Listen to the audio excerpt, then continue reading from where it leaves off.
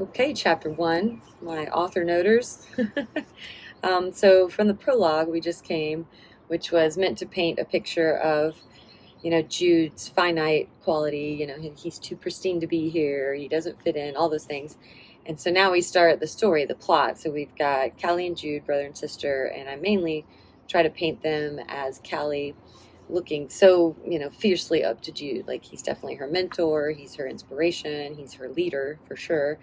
And then Callie is this like grimy little go getter. I always think of what's his name, Scrappy with Scooby Doo. That little I can do it, because that was kind of me growing up. Because Callie is definitely me, and Jude was much more. John is my actual brother. John is Jude's basis. He's smarter, more aware. He's more rational. He approaches things with a lot more intelligence, whereas I kind of brute force jump in there. All of this scene is supposed to paint those character traits. That's kind of where I'm going with the snowman and getting the materials together. I'm also trying to show, growing up living in trailers, not everybody does that, and sort of what that looks like and what our kind of clothing options are, just to give a real good idea of our childhood and what it looked and felt like. I hope a lot of other people used long tube socks as mittens, because that's all we knew. We didn't have actual mittens. Janessa is an interesting character, and she'll come in later, and maybe even later further on in this series. I haven't decided. But she is, at first she's going to seem kind of bratty and selfish and just a yucky kind of girl you don't want to hang out with. And then she'll turn later and have some more depth and intelligence to share with Callie, which is pretty cool. So this little snippet of her is meant to just be a highlight of her personality and where she fits in the Jude-Callie triangle and kind of what she knows. You'll see that she's drawn to Jude, which a lot of people are. That's kind of, you're hoping to see that as a trend, because he's just kind of a magnet pull, and she wants his attention. So she kind of, I don't know, flirts at him, picks at him, flirts with him. These kinds of things to try to get his attention.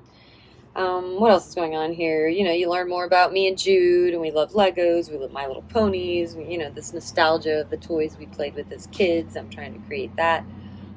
Jude's eccentricness, his uniqueness, where he kind of builds the snowman a different way. He's creative, he's an artist, these things is mainly what's going on here. It's just supposed to be a fun little scene that introduces Jude and Callie, really, and showcases their relationship together.